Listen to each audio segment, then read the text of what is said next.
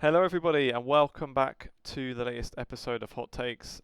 As ever, I'm joined by Ethan and Davide, and I usually try and do some kind of fun intro, so I've been working on a joke. I just started writing it. Let me know so far.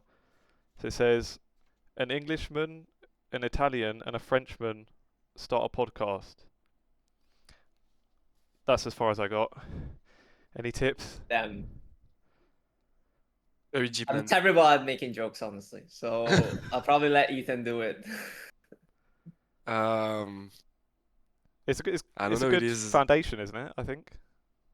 Yeah, it's yeah. good. Like there's Yeah. something to do with European football, I think. Since Okay. like we're not gonna lie, we're the major national team, I think, in Europe. Oh yeah, that's true actually. So- Davide has already left the chat. Like I really want to leave right now. It's like I've been following the news and it's been like I mean ours like literally got sacked. So he Yeah, in left the press technically, conference, right? so... He announced it himself in his own Yeah, press he announced conference. he's left, he's leaving, and hopefully we're getting the good one next. But like honestly, it's like very, very tricky.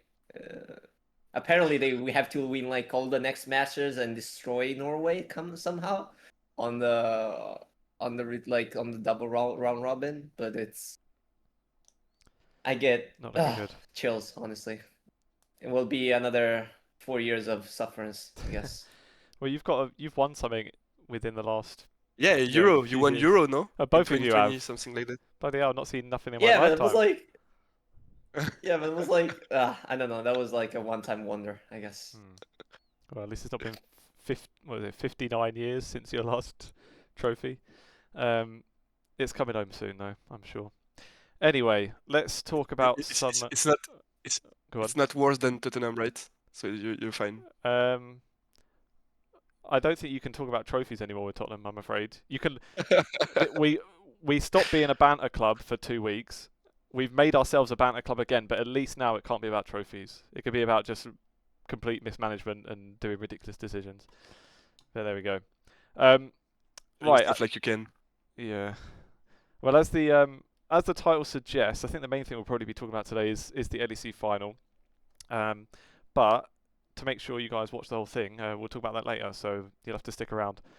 First, I want to get out of the way some Valorant stuff. So, of course, we've got Masters Toronto going on at the moment. We're only a few days in, so it's like nothing hugely significant has happened so far. We're in the Swiss stage at the moment where just last night Sentinels and Gen G, they got through to the playoffs already.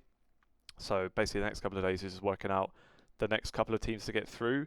But since we're trying to bring some sort of hot takes to each episode, I've kind of got a bit of a... I feel like it's maybe a bit of a hot take, but it's probably not that unpopular, or it's maybe unpopular in that people wouldn't like it, but probably people would agree with it. Is on Team Heretics mental. So basically, Team Heretics, for those that don't follow Valorant too much, their squad they put together last year was basically like everyone thought they would be pretty much bottom of VCT EMEA.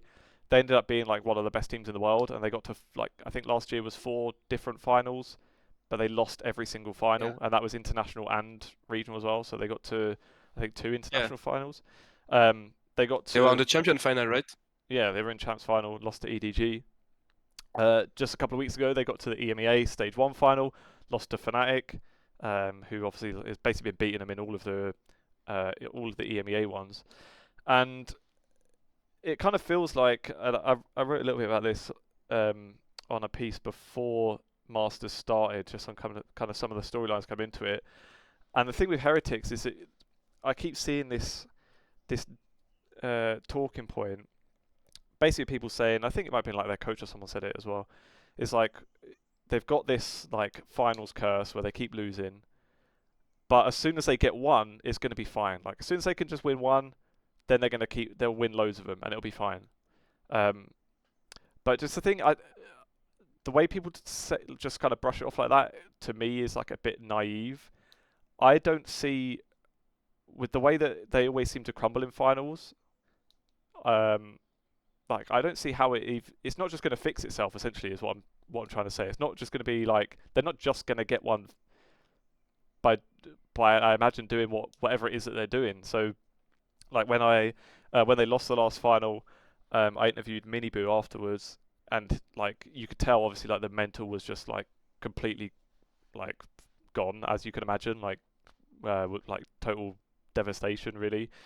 And there's been people like there's talk of like when they start losing, they stop communicating and nobody talks in the game and things like this. So that's just kind of my minor take. Is that with Heretics, of course, we'd love to see them win Masters and finally break the curse. But I think people just need to be a bit more realistic about like clearly there's some issue they've got where they can't win finals. Clearly there is some mental block, and it's not just going to fix itself. Like they've got to do something. And who knows? Maybe it's even like a player change to get someone in that's got the experience doing that and can kind of help the rest keep their heads. I don't know. I don't know at all. Go. I don't know, but I guess like no player changed from last year, No. So it's, yes, all the same roster. and the staff same. Yeah. Okay. And yeah, I mean the roster, you can understand it. Like nobody thought they'd get anywhere, and then they got in 4 finals. Like the talent is obviously there. Like they are good enough to win titles easily, but it's just something when they get to the finals, like there's just some kind of barrier that they can't seem to get over.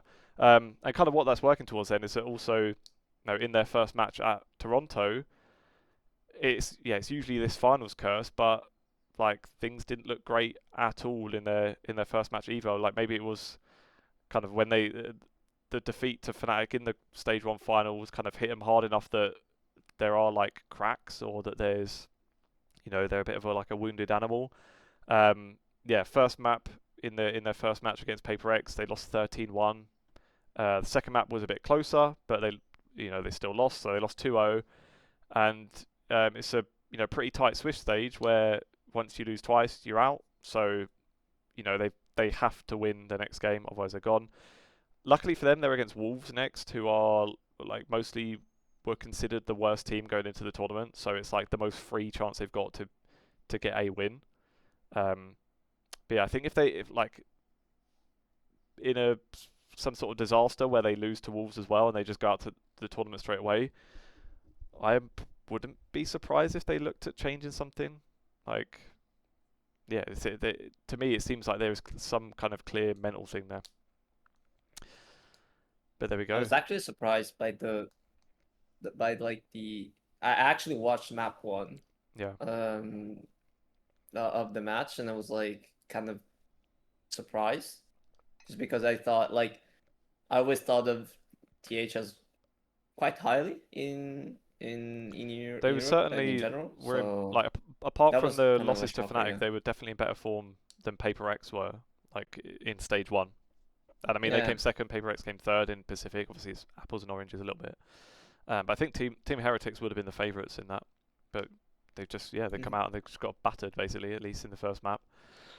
So, something... What do you think about TL? Like, I think they barely lost to BLG. Yeah. Without Nats. So you just gotta wonder now, like, now that he's back, because I read he got his visa and he's already there, so he probably is playing today, I would assume. So I don't know if it's going to be in the last ones. Yeah, and I think I said it last week that basically I thought that they'd be just completely done. Like, at least in that first match, I thought it was going to be like a whitewash. But you're right, like it was really close, and it was credit to the TL players that were there to play without their IGL, who's also the one that like does all their speeches and hypes them all up as well. He's not even, and he's like one of their best shooters too. Like mechanically, he's one of their best players. It's like basically 3 people in one that they were missing.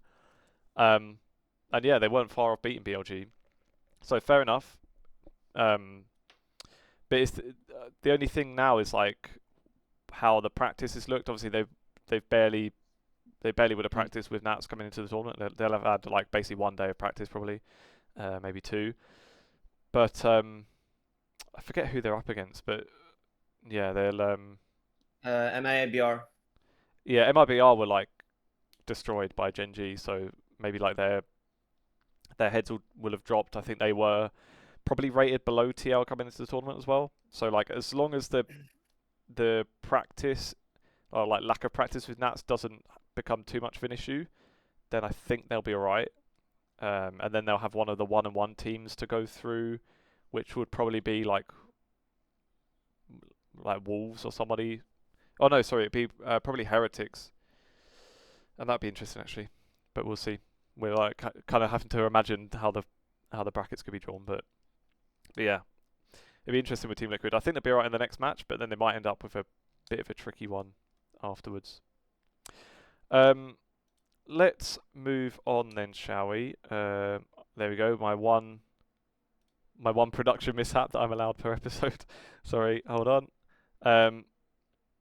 Let's see. What was the next one? Okay.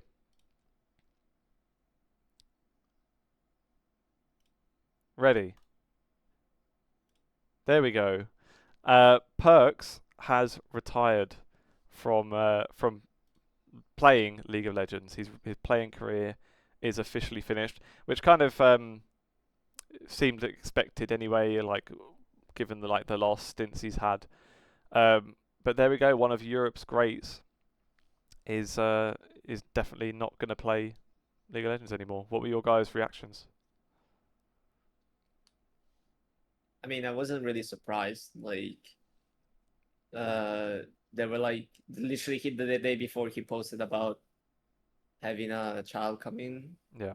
So it's like, like IRL stuff starts hitting, and you know that it's actually going to take a lot of time. So it's just that for me, it's like it's a little bit sad that he had like the downward trajectory towards the end, because I always rated him very highly as a player. And actually, I think he was the only one who I could put into the same category as Caps.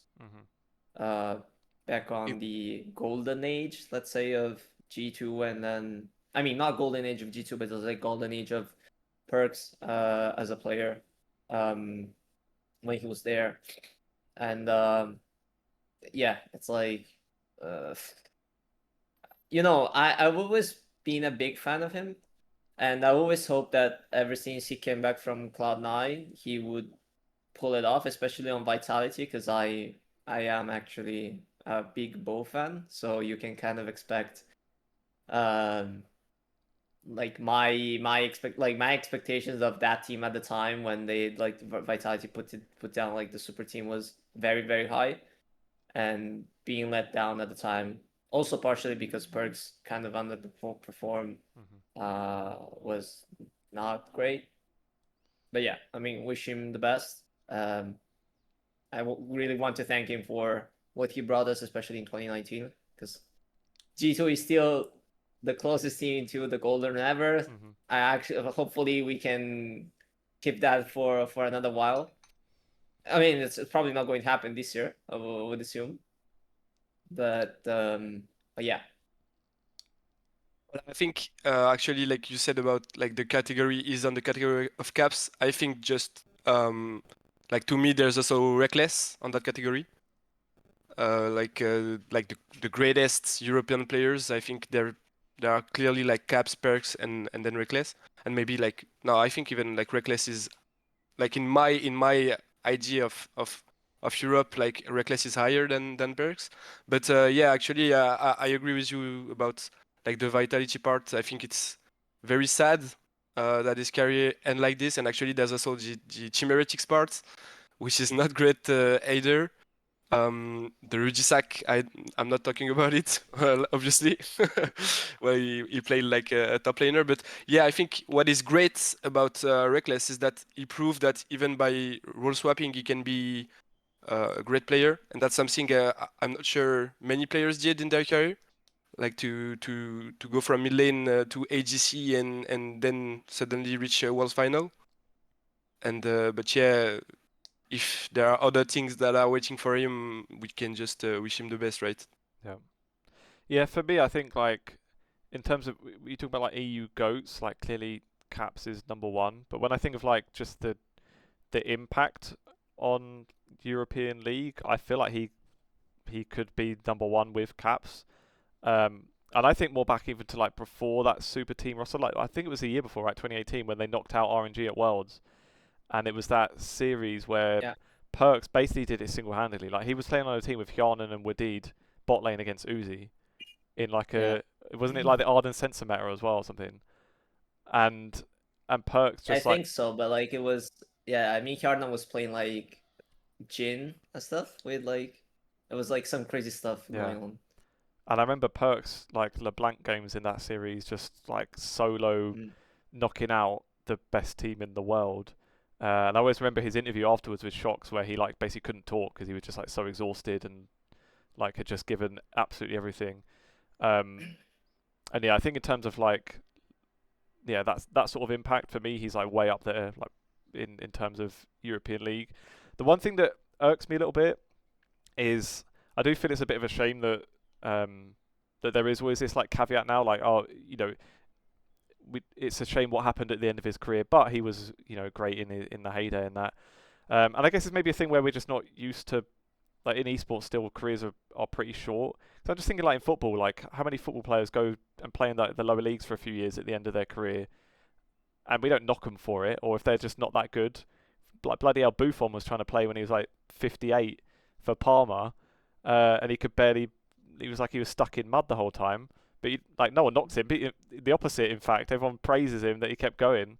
So, I feel like we maybe don't have to have the caveats. Obviously, the stuff with Heretics, I suppose, is a bit different, like personality stuff compared to like play. If your play drops for a few years, I don't think that's a knock. But there we go. Yeah, one of the greats. It was a shame because especially when that Heretics team came back and like there was like the rumors that he was taking like the minimum salary basically just because they wanted to get this sort of squad back together like the old G2 boys, and they thought they could have another crack at it.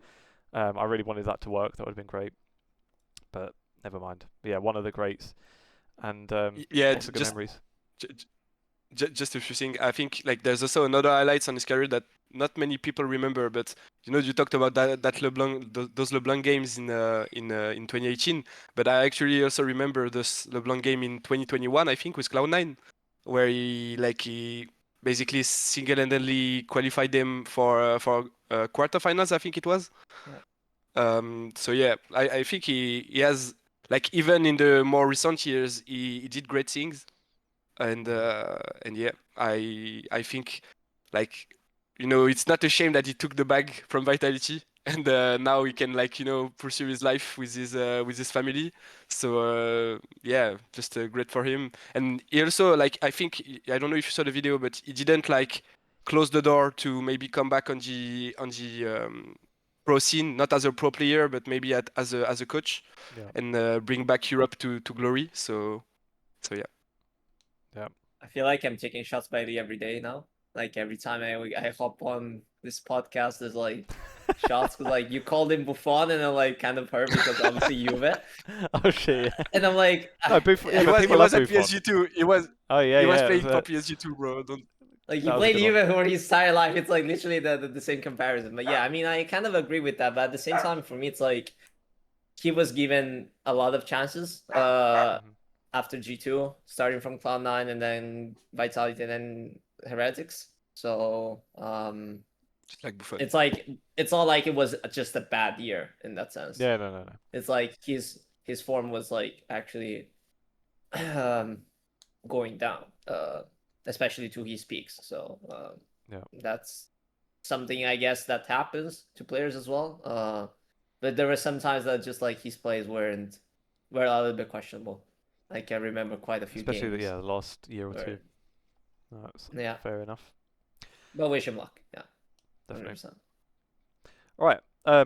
Let's go on to the big news then, shall we? That we have a new LEC champion. Mad Lions Koi beat G2. And yeah. By the way, wait a moment. Okay, before we get into this, Yeah. my hot take last time actually became a reality. Yeah. Because I remember saying there was a 60% KC didn't make it to MSI. That's And at last, That's I hedging, actually- Rose. That's hedging. You got to be. If you said 90%, fair enough. 60's hedging. No, I mean I said 60 because like they lost in upper bracket, but like they didn't like lose. They didn't get like smashed. So for me, it was like there's still a chance, and then They so didn't get smashed either, so yeah. yeah, they You're didn't right. get smashed either. So honestly, it's kind of like nailing one was good. Felt good. And I have to admit mine was wrong, I guess. What was your one last week? No, not last week, but before that. No, Oh, actually, about, what, even that last week KC it was that KC could challenge in team fights. yeah. It could have been KC right. I mean, I it's think- not outright wrong, but we just never know, will we? No, we will know maybe for Worlds, but Oh, right now, maybe, yeah. yeah, we'll have some time to think about it. Wait, I have a question, guys. But do you think, before we jump into the MKOI thing, like now that we're talking about KC, it's like, do you think KC is actually a better team than G2 right now? Because I Yeah. think they do. Yeah, I think too. It's just about the format that basically, I mean, kudos to G2 for actually winning in the upper bracket.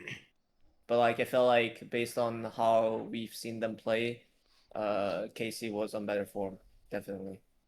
Yeah, and they didn't even get to play KC in playoffs, so that's a bit sad, but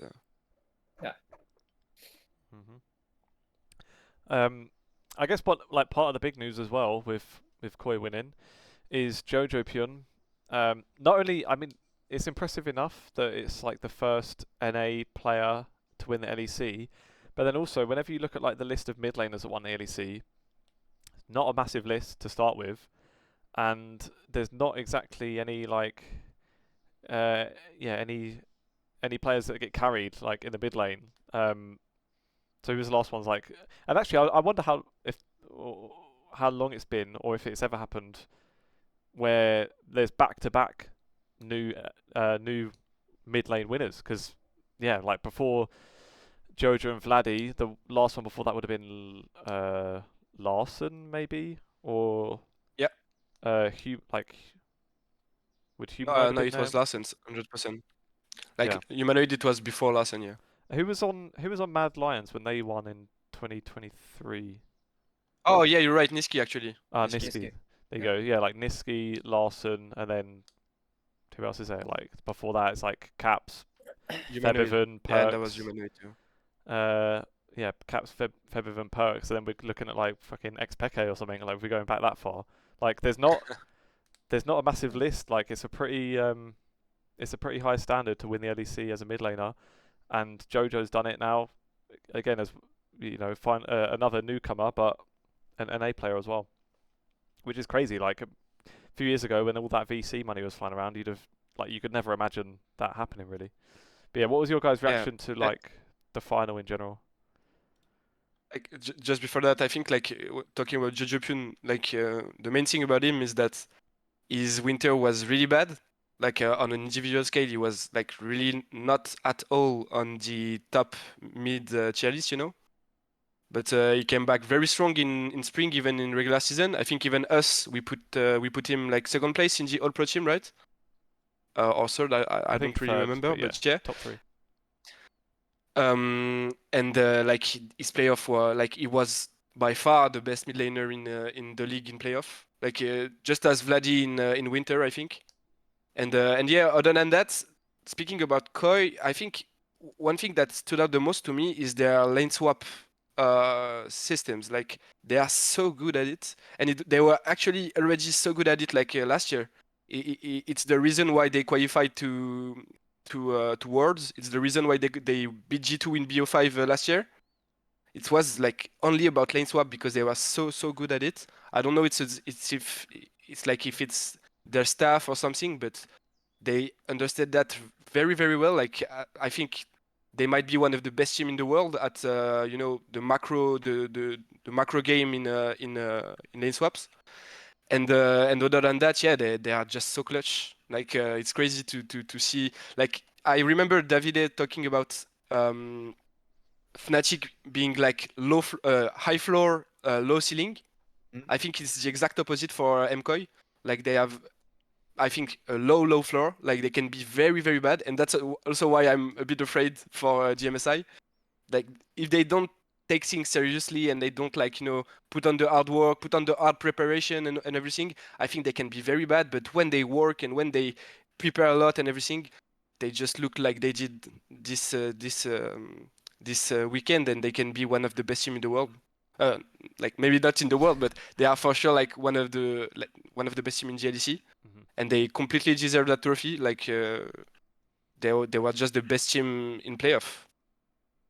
So like my whole thing about MKOI is actually like the team has been generally like really good in early game, early mid game transition just because Yep. of how Eliolia plays, and I think he's actually the one. Obviously, he earned MVP, Finals MVP, and the fact that he basically is able to pace everyone. What stood out to me in the final was their ability to kind of like not like slow down the game, but making sure that they don't bleed out advantages or like make silly plays in that sense.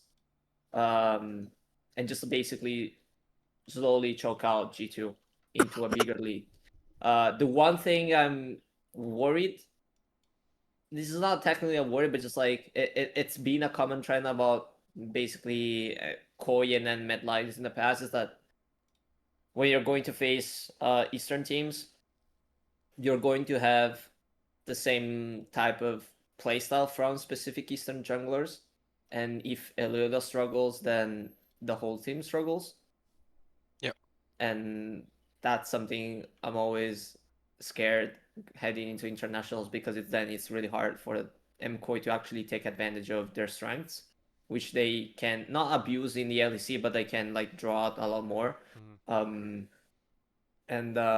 yeah, I mean, honestly, they showed up on. I think playing series back to back is actually helpful. I'm not sure what you guys think, but I feel like most of the time playing through the lower bracket for good teams is actually beneficial. It's like an actually bigger advantage than actually playing like qualifying through the upper bracket and then I have like a few days off.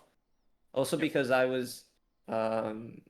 mean, I checked out the G2 Scream thing, and I'm not sure, like the fact that they screamed Mad Lions 2 days prior to the finals was a bit sus. I'm not sure what your guys' take on this. Like I kind of understand that you need to have like good teams, or like close to the best possible team you can play against to train, but like uh, it's really risky in Yeah. that sense. It's like if I remember, was it at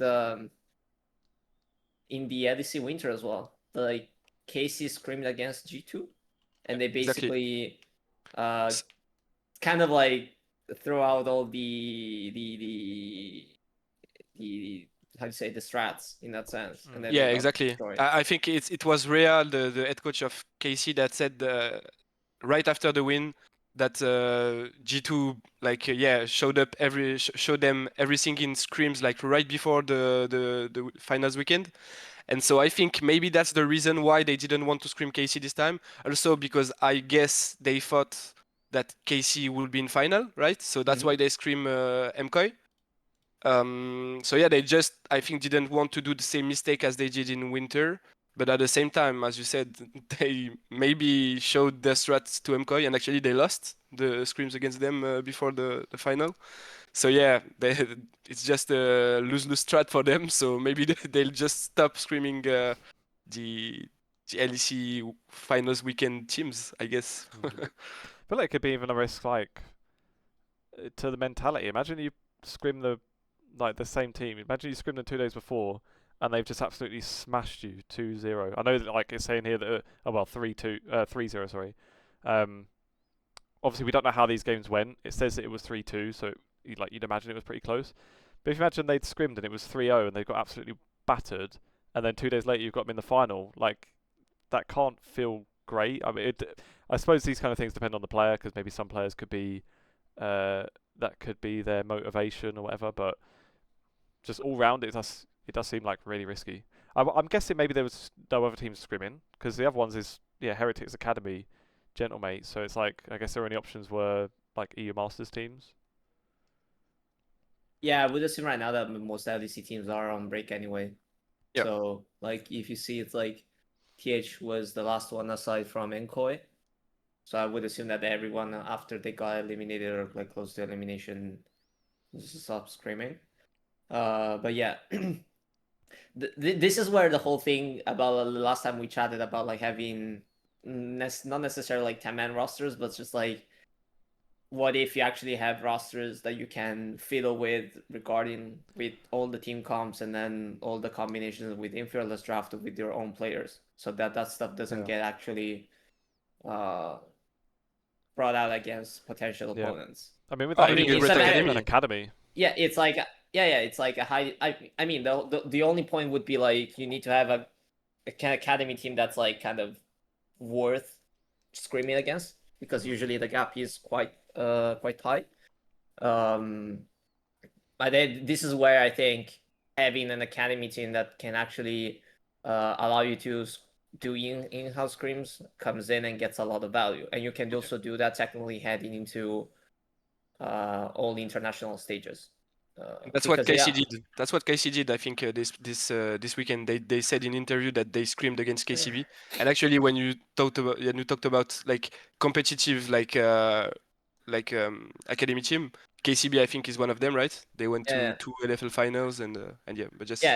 I think that's kind of the only issue, right? It's like you literally only have a few teams, like maybe BDS last year with their own academy because they won EMA yeah, for sure. Masters. It's like there are very few outliers. Yeah.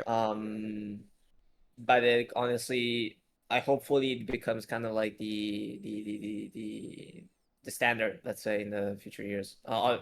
Economical stuff, whatever wise. Aside from that, But I mean, if Yeah, agreed. that's the thing, like if you do it right, it pays off. Like KC with Kalist, that's through their academy. And then like supposedly G2 offered them like crazy deal for him where they gave him like half their team plus money for him. So it can pay off. And yeah, for like BDS when Skumon left, I'm pretty sure I'm right in remembering that it was a buyout for him as well, that he was under contract still. So if you do it right, then it's not like necessarily money stink. But obviously that's easier said than done. Mm. Maybe to round off, shall we have a little talk about the LPL? Because I think last time we talked about the LPL, I was saying that all I ever see as someone that doesn't follow it that closely is that top esports, when they go back to China, they're suddenly the world's best team, but they're out. So clearly that's not the case anymore. So what's going on in the LPL? honestly, it was a shocker. It's like maybe LPL fans are are like literally celebrating right now because they know they're not going to get them at internationals. Um, honestly, there are like two takes on this. So the first take is like, I'm actually happy that WE is like a really great team. It's like it's nice to see some of the underdogs actually step up in the Chinese league, which is usually driven by it's like very um split between like the top teams and the bottom half, or like the mid pack and below it. But yeah, it's honestly it was, I think, just how can I say it? It's like not underperformance, just like everyone wasn't on their usual level, I think. And then like my biggest issue with top esports, honestly, it's just cream. It's like if the other players have a really high ceiling in that sense with a decent floor, his floor is clearly a tier below everyone else's. And in a meta where mid lane actually has to do a lot of stuff, where it's like has to carry a lot of responsibilities based on what gets picked in draft, he hasn't really lived up to the expectation. There's a whole thing about the whole meme about like Cream not being able to play Azir in that sense. It's like he's being given so much time to train Azir and it still doesn't look great. And even though you know he has like really good specific champion picks with fearless draft, you know that that's not never going to work. So I kind of think that there's like a reason behind that. I'm not sure whether that's going to change, like whether that will force top esports to get like to consider other players, but might be good maybe to have someone who can kind of step in, because it's usually it's either him. It's either him that struggles or Kanavi that gets shut down when top esports loses really bad. Yeah. And you can kind of argue the fact that like Kanavi can do it all as a jungler. So, and he most of the time he is strong. Like he got really like I think 10 MVPs throughout the regular split. Yeah.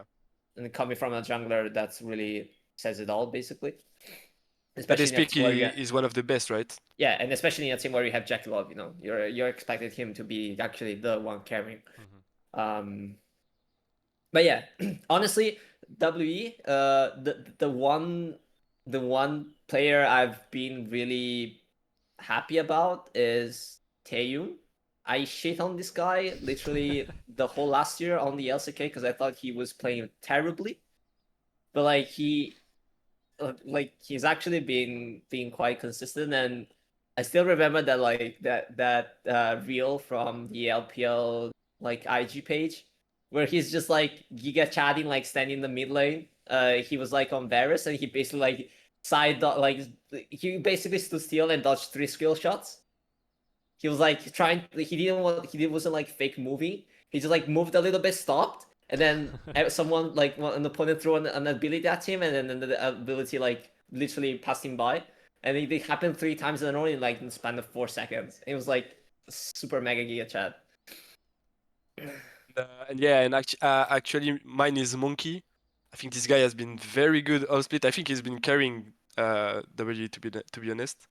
And yeah, other than that, I think like when you talk about the players that are issues in top esports, I think I don't want to offend Chinese people, but I need to start a debate on Jackie Love because I think this guy has been choking for quite some time right now, and I think like he needs to step up when it matters. He needs to step up. Like he can't like lose his Lucian Nami lane like that. I think there was a Varus game that was it was a Senna game that was quite terrible too in the series. And yeah, I think this guy when he starts inching, he can't stop. And I think like at this point, I think it's really a mental issue. He need to take care of it. And yeah.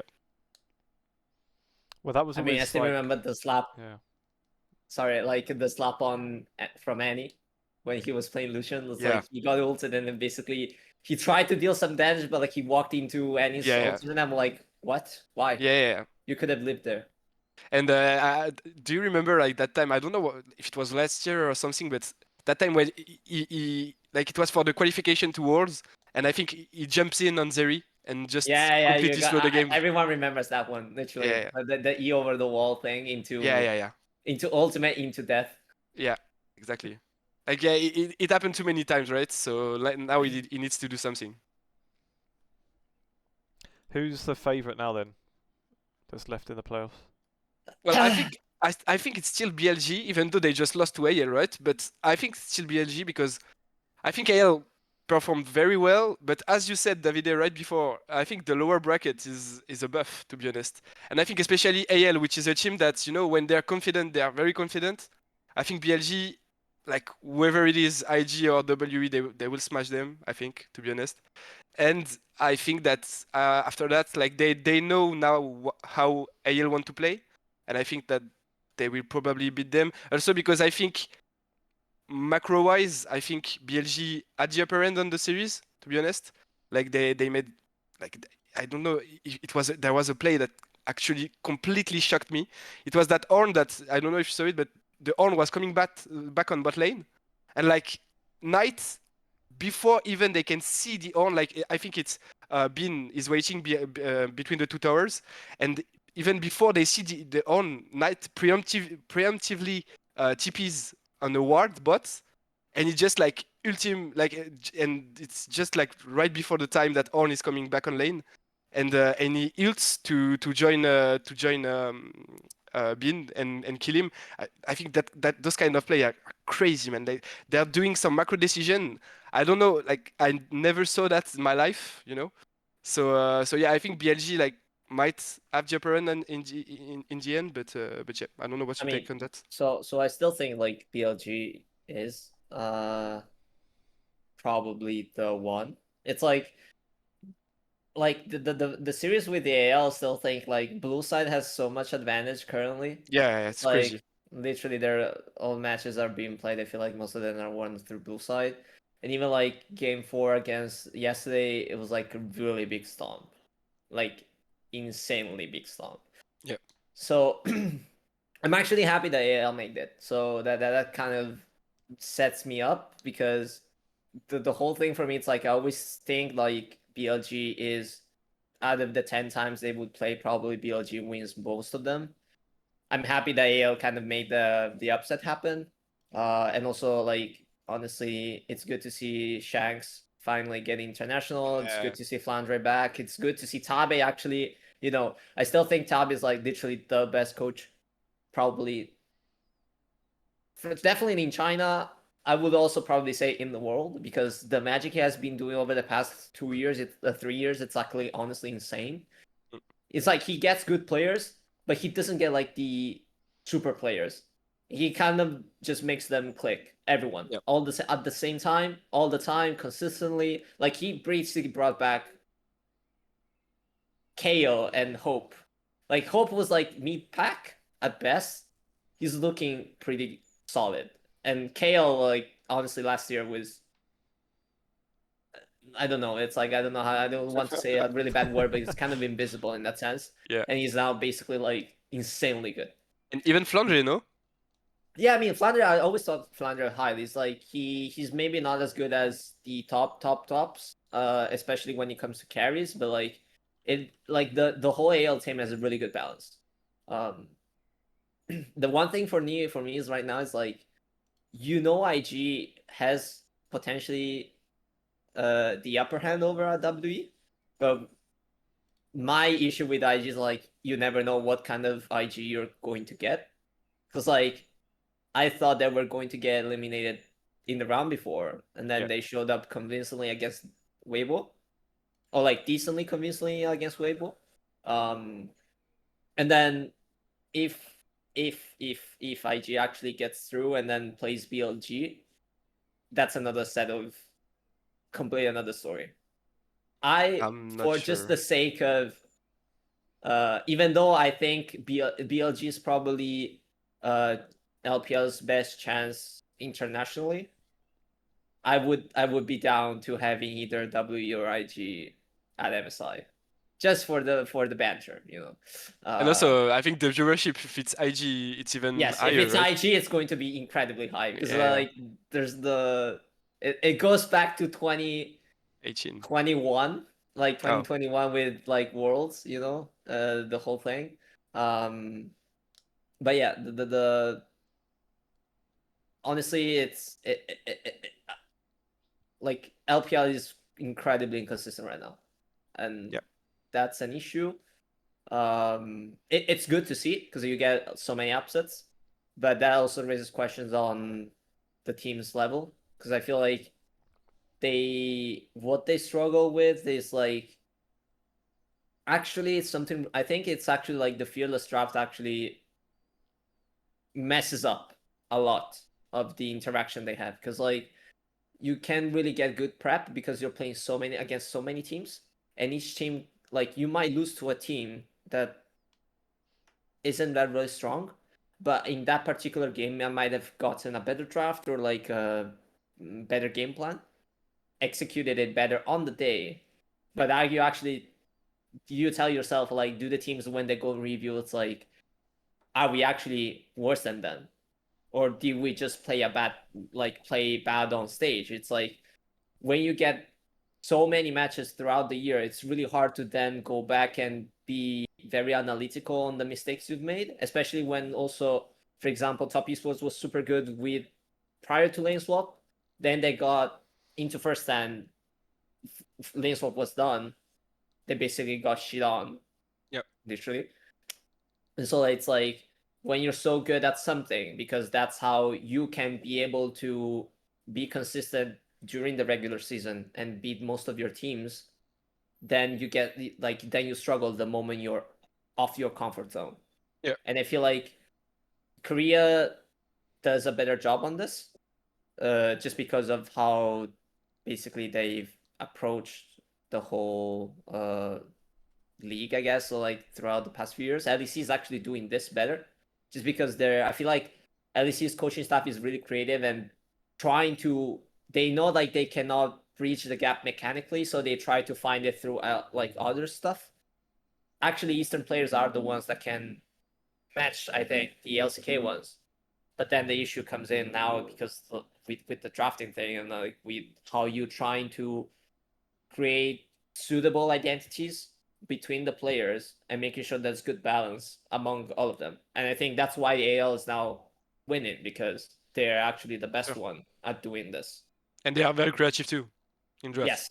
Yes, especially like in early game gameplay. And I think that mostly goes to Tabe, because I'm not sure what's your take on this, but I feel like having Tabe as a former pro gives so much added value in For sure.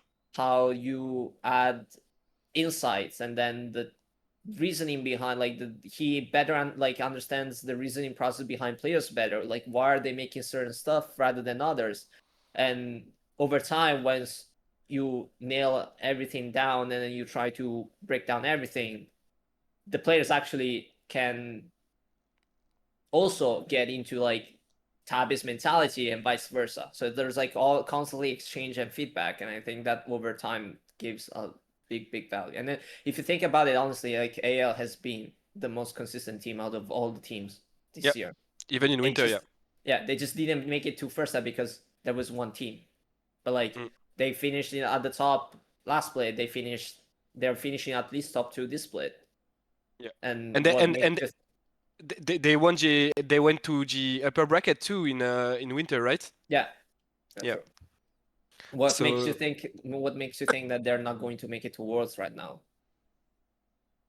Like nothing. No, to be honest, nothing. I think they'll be like, and also like, Tabe is. I think he just brings that mentality of being an hard worker, and that's something like they will play at the same level for summer and Worlds. I'm pretty sure about it. And also what I'm pretty excited about Tabe coming back to international and everything. I'm also very, very excited for the first of Shanks. I think this is a player like every LPL fan is waiting for him to play on his first international games for years, right? And yeah, I think he can show the world that he's part of the greatest, like not the greatest of all time, obviously, but part of the greatest like right now, because I think he really is like. There's not much like new talents on the mid lane like him. I still think like for me like the big highlight from AL is actually Tarzan. It's like Yeah, 100%. He gets so much shit in that sense. Apologies for the word, but like for literally ever since like Worlds 2023 with LNG and against T1. But like if you look at him, you're just looking at an incredibly consistent jungler. Yeah. And honestly, based on how he's playing right now, I wouldn't. It's like for me, it's like there are 4 players, 4 junglers out there that could fit into this category. I'm being like top or close to the top, and it's literally Canyon, Owner, Tarzan, and Kanavi. Individual wise, not like in terms of then how they match into a team, but like just looking at how the jungler is as a player. And yeah, it's like honestly he's proving everyone why he was actually the star back on the Griffin days. Because he was the one starting above Kanavi. Yeah. But you're really a Peanut hater. It's crazy, man. No, it's so like no. I actually love the guy. Like I actually love Peanut. He was my favorite jungler. Like no bias. Like I don't care about biases, but like he was my favorite jungler back on the SKT1 days. I just feel like he throughout time, due to how he has due to the way he has had to play, with the teams he played later on, he kind of evolved into a more conservative kind of play style. Yeah. That is super consistent. It works super well in specific teams. But then when you actually need someone to clutch it out, you probably know that he's not the one who's going to clutch it out for the team. But he was, right? Like with SKT, as you said, he was Yeah, exactly that. he was, which is actually for me it's a little bit sad because I think he always had that potential. I think that just because of the cause of like the nature of of how he had to play in the teams, and then the way the jungle plays in the modern era of League, you're not allowed to make like to be as volatile. Like he has some mini Nidalee games, but even those games, if he doesn't like destroy the early game, they can go really badly. And Yeah. you're not willing to take that risk when you have to play so many high stake matches throughout the season. And I think he kind of lost that X factor kind of ish when it comes to big finals and anything that basically puts stakes on the line. I like your yeah. I think you're really showing your age there, Ethan, with that like Zoomer thought process. Like, oh, you like hamburgers? Well, why do you hate pizza so much then? You can't just like something these days, can you? Bloody hell. No, it's not. It's not. I'm saying, but like talking about the 4 best jungler right now and not putting Peanut in when you just won first day and then LCK, I think it's a bit of of 8, but it's fine. Like, and also that X Factor, I actually agree with you with that X Factor thing that he maybe lost, and that for sure like Canyon, Canavi, honor their players that can clutch it out like whenever you want it, right? But I also think that maybe like on this list, I'm not sure you can put like Canavi, for example, which is like really, really inconsistent. You know, when you're talking about consistency, like Canavi, this guy, he can be the best one day and just one of the worst the other. So yeah, but just talking about this X Factor about for Peanuts, do you remember that Diana play he made in the LCK Cup? Which one? Like they were actually losing the game, and I think it was like a BO5 against T1. So without that, they couldn't like go further Qualify, and go to first end, qualify. And that game was completely lost. And then he found the 5-man engage on Diana, and they just okay, yeah, I completely remember that one. Yeah, turned the okay, I game. remember that one. Like actually, he has some highlights on his pockets. No, he has some highlights, but I think like the way Kanavi impacts the game, and then I think this is also kind of like playstyle preference.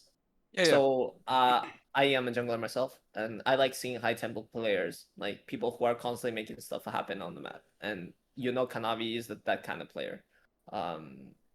Like I think Peanut has dialed down a little bit, like I told you before, just because of how the team requires him to play. Yeah, I completely because agree that with that. creates balance. So that's honestly, like if you told me who's the 5th guy, it's probably going to be Peanut. Like I cannot rate him any lower than that. I think otherwise I would be literally a hater. But yeah, it's honestly just they're up there. I guess. This is a I'm trying to think of the top of my head. Free zone, definitely. Thank you, I appreciate. I just I cannot talk about Carmine Core players, I guess. No, you can. Of course you can. Like they've been shit. Like I think they know it. Like not every of them, but like clipped. They didn't play well at all. I mean, I'm not sure. Like I feel like they played decently. Just Koi clutched it. It wasn't as bad. I mean, maybe everyone expected like a kind of a stomp-ish game or like stomp-ish series. I honestly didn't, because I think Yike kind of suffers when he has to play with high tempo junglers, and Elioy is one of those high tempo junglers because he. It's like Skumon, by the way, I think. Yeah, he gets challenged literally, and that's when kind of KC loses, loses a bit of potential because he cannot do what he wants because he's constantly getting pressured out by the enemy jungler. And I think that's also a pattern we've seen at first hand, and we also seen during the LEC-winning. So yeah, it was probably expected. It's kind of like, I think G2 and KCM Koi are actually in the same tier. It just it's like someone is good at something, like does it better than someone else's, but then they're probably worse off in another situation. So then it kind of balances out, and then it's all about what draft are being played, how the players show up on the day, literally. But I actually I think Yike was not the main reason why Casey didn't win that series. I think Mhm. actually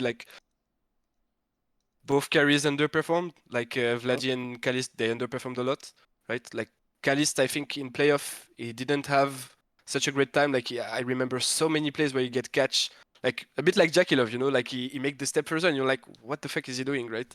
And he just get instant punish.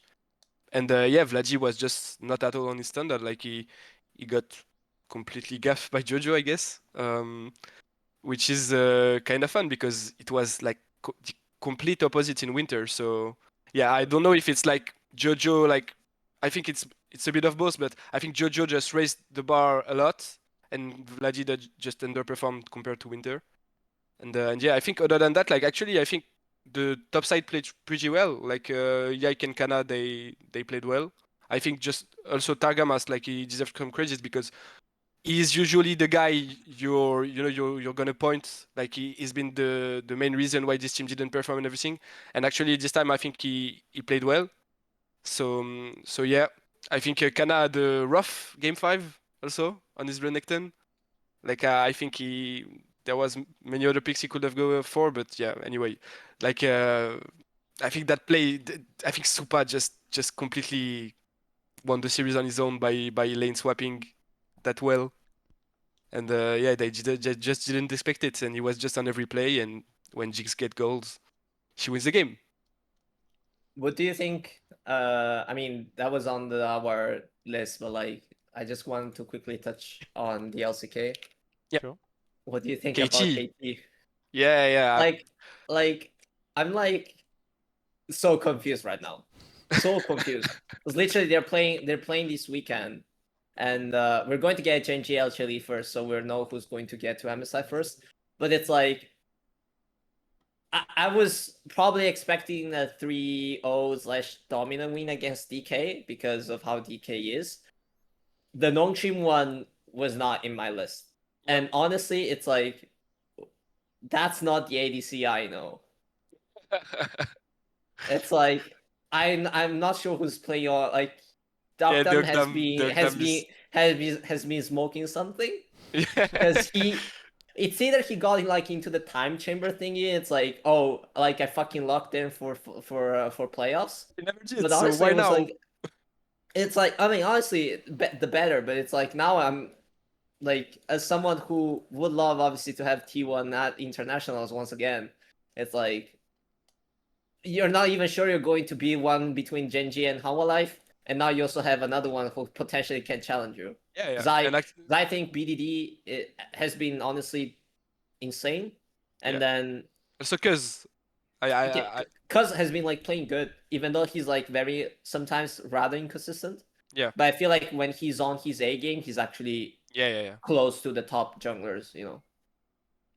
And yeah, and the synergy with BGG is something that is running for a long time, right? So I think it also plays a lot. But yeah, I don't understand what Deogdam is doing right now. Like this guy, I was like, I'm not a KT fan, but I always like KT, especially because of BGG. Like I'm a big fan of this player. I think the fact he can single-handedly carry some games like he did in LCK against the best in the world and everything. I think this guy deserves a lot of credit.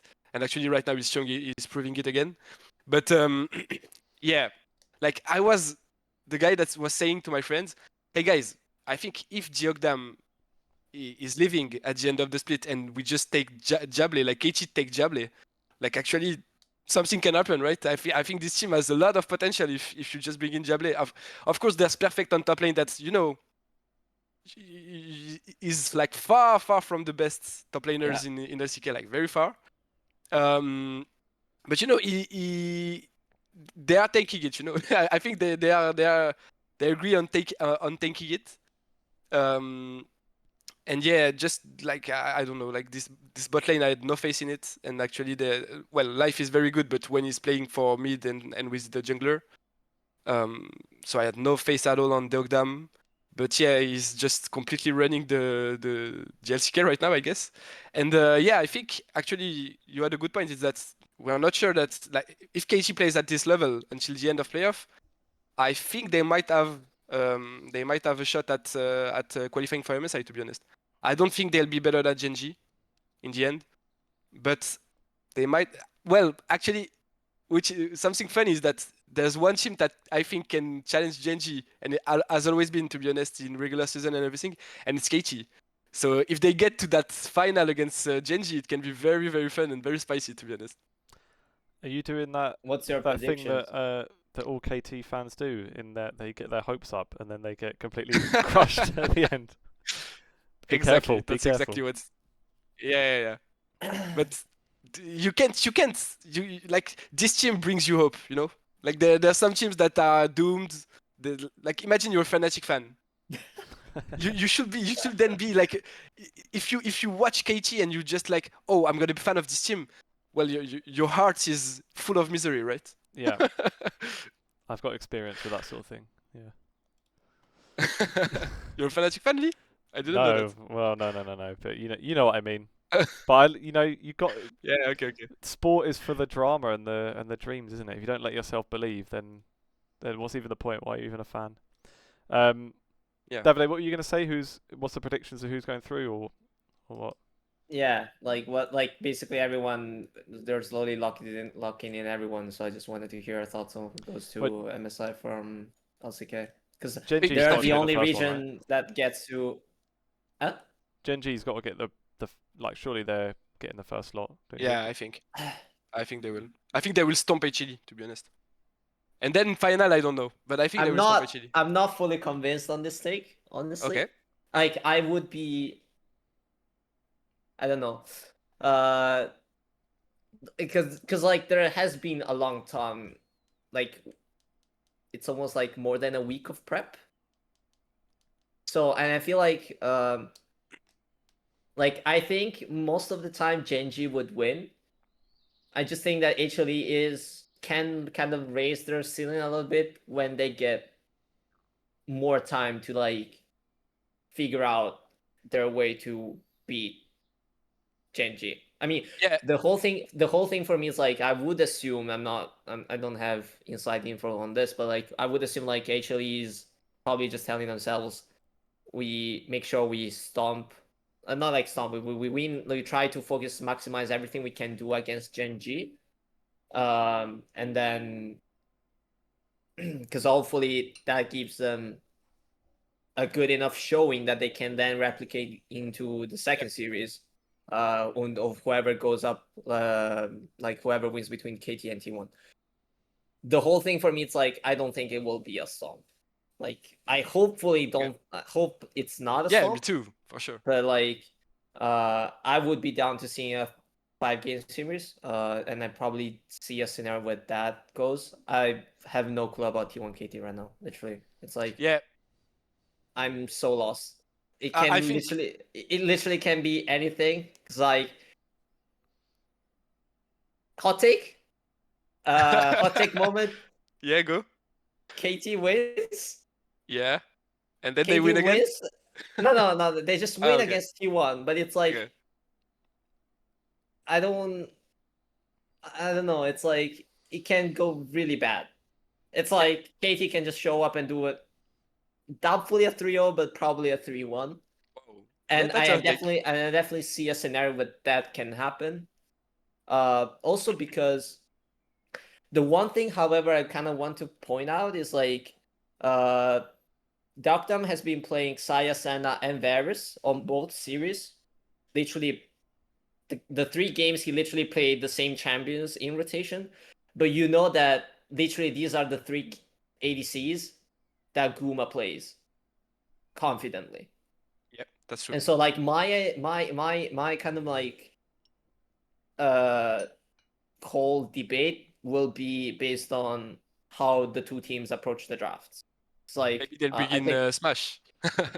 because I think like the whole bot lane thing will be quite important for this series, more so than the rest of the matchups. Maybe mids is the only one that can be close to there, but I feel like because we've seen how Doctum has been playing, and so I think we kind of need to expect them to like those two bot lanes to be the deciding factor.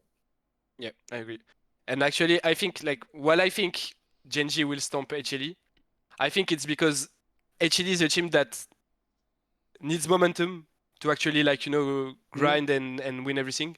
While I think Genji has just like such a high floor, like they can I think it will be on a new patch that we will be playing this for the upper bracket final. and yeah, I think Genji will eventually take it by a large margin.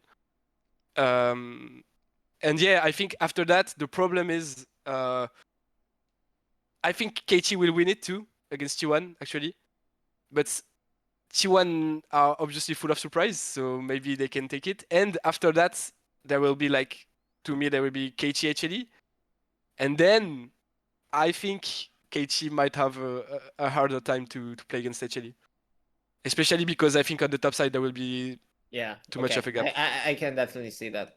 Yeah, I think like I if agree they with just like if they just force stop, I think it will be an easy one for HLE. And I actually that's what I thought for Nongshim 2 with Kingen, but they surprised me. I'm gonna say Makes then sense. Genji easily the first one, but then we're forgetting that it's the year of the underdogs, isn't it? And the people that haven't won for a long time. Tottenham did it. Crystal Palace, Newcastle, Bologna, and KT MKOI? Rolster, MKOI, and KT. They're going to MSI. It's written in the stars. Yeah, LCK-LPL. Yeah. Well, there we go. I think we'll wrap it up there. Did you literally say Bologna? Yeah, I don't know how do you say it. I don't know. I'm not Italian. Didn't they win something? The cup? How should I have said it? No, they won, but it was like I just came out of nowhere, and I thought you say Bologna, but you were referring to BLG. I'm not sure if that was Oh, like no. the intended or. No. Yes, you're taking Did I lost say bullets. Did I say it that badly? How would you say it? No. It's technically correct. It's Bologna. Bologna. Yeah, it's like NI in Italian is like GN is like like Oh, right. it's Yeah. like Bologna. It's a little bit different, but yeah. Bologna. That's what it's written, isn't it? Yeah, I mean, some people say Bolognese, and I'm like, no. Well, there we go. Yeah, let's leave it there. I then. sorry, I just realized that the Bolognese pasta, the Bolognese sauce is coming from Bologna, I guess, right? Yeah, exactly. Damn, that's crazy. Wow, mind blown. Okay, I'm gonna try again That's really to finish because I've got to go. I'm afraid. Sorry. I would love to chat to you guys longer, but I've got other commitments, sadly. So we'll leave it there. Thanks for your time again, guys. And yeah, thanks for watching, and we'll catch you again next week. Thanks a lot. See you. Bye-bye.